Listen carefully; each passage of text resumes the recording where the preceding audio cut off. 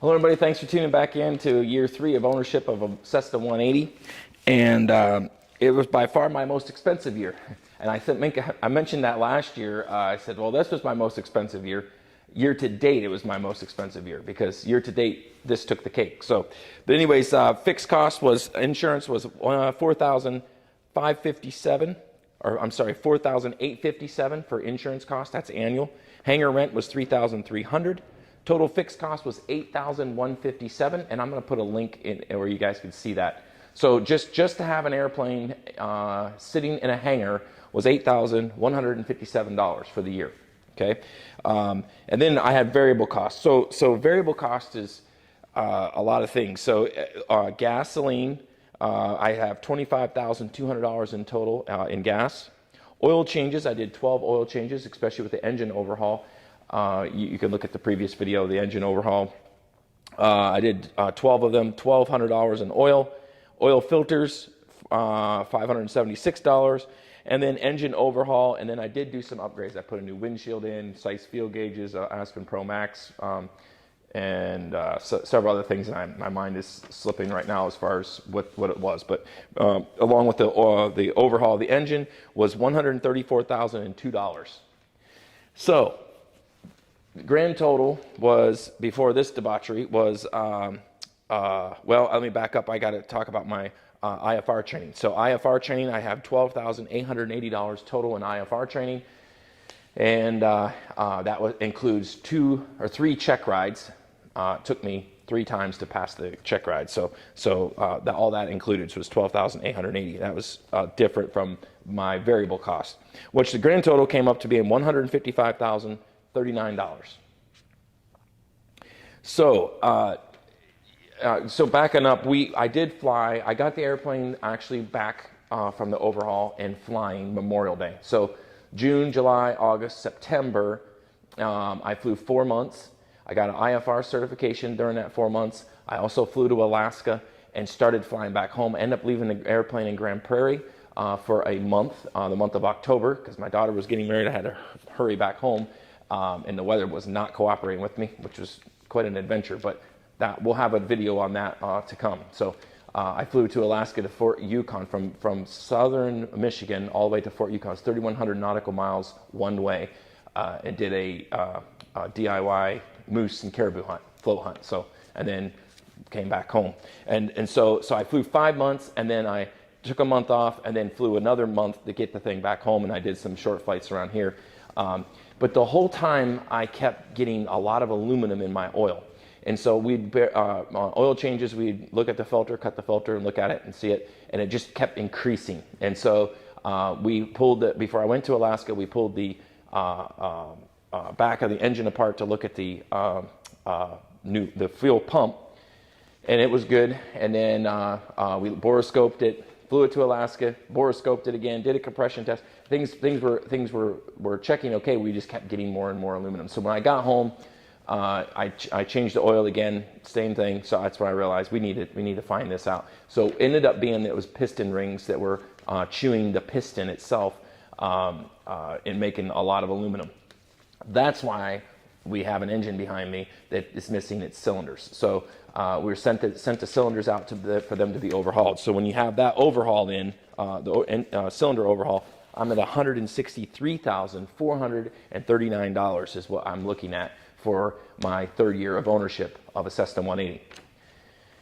So as you guys can imagine, that's more money than I anticipated when I started out to buy an airplane. Okay.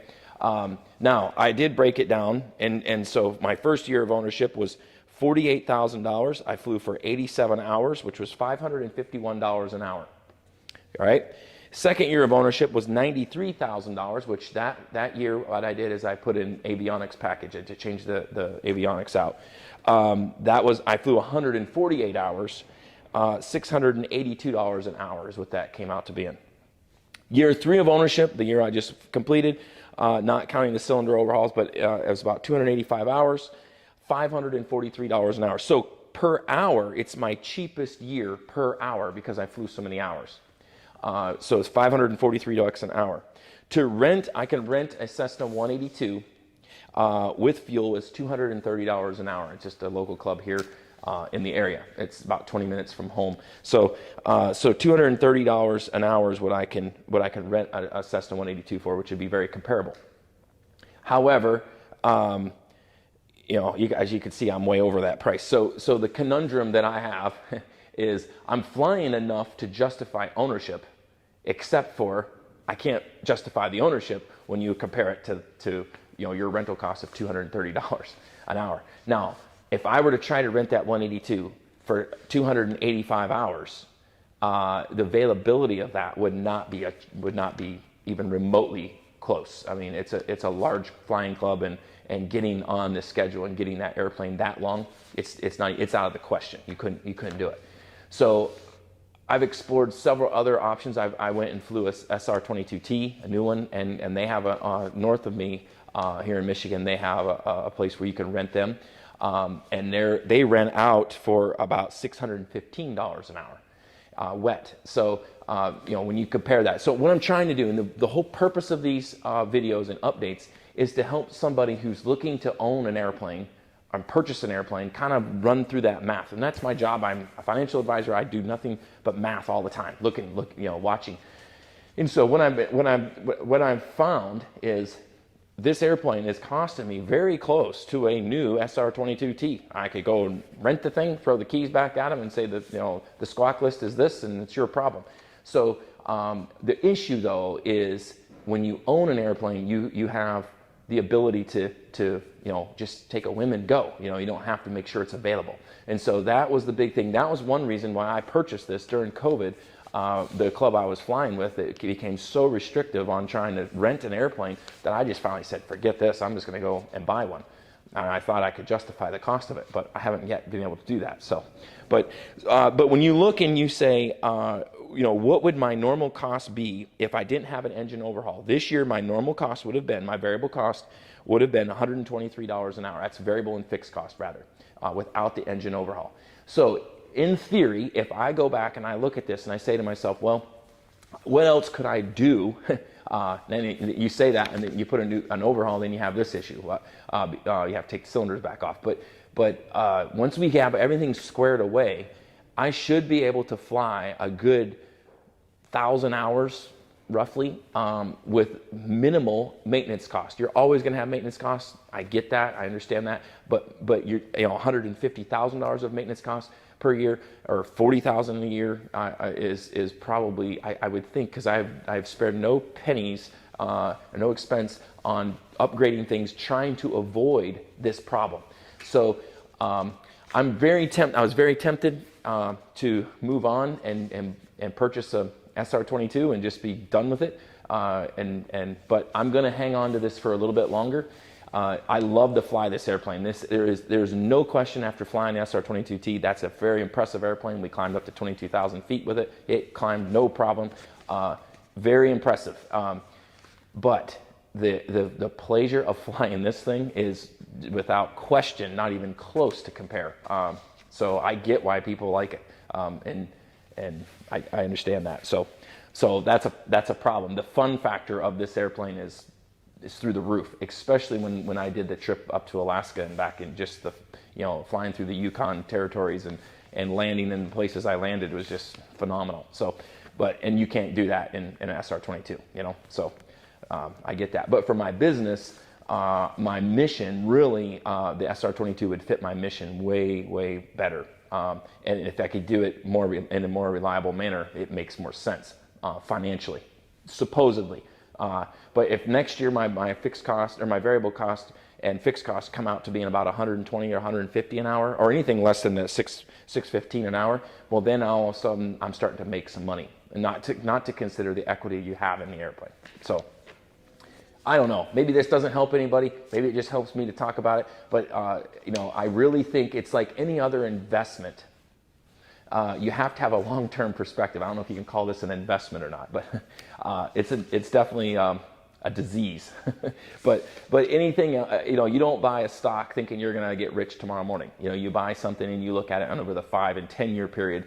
And that's what we tell our clients all the time, is just like, have a long-term perspective, and you'll be satisfied with the results if you have a long enough term perspective and have the patience to continue to do it.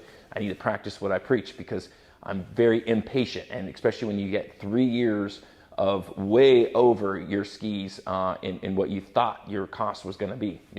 Fortunately, I was able to afford to do this, but if you're on the edge and you guys are looking and saying, I think I can afford it, I think I can stretch it, man, I would be very cautious with that.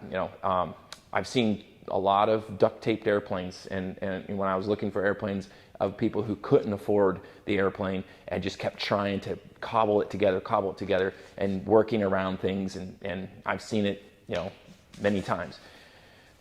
And that's just not me. I don't want to put my family in something that I don't have 1,000% confidence that I did what I knew I had to do and spent the money I should have spent to make this the most safe, reliable airplane possible. So that's how I think about it. So and it cost me a lot more money, so to have that mindset.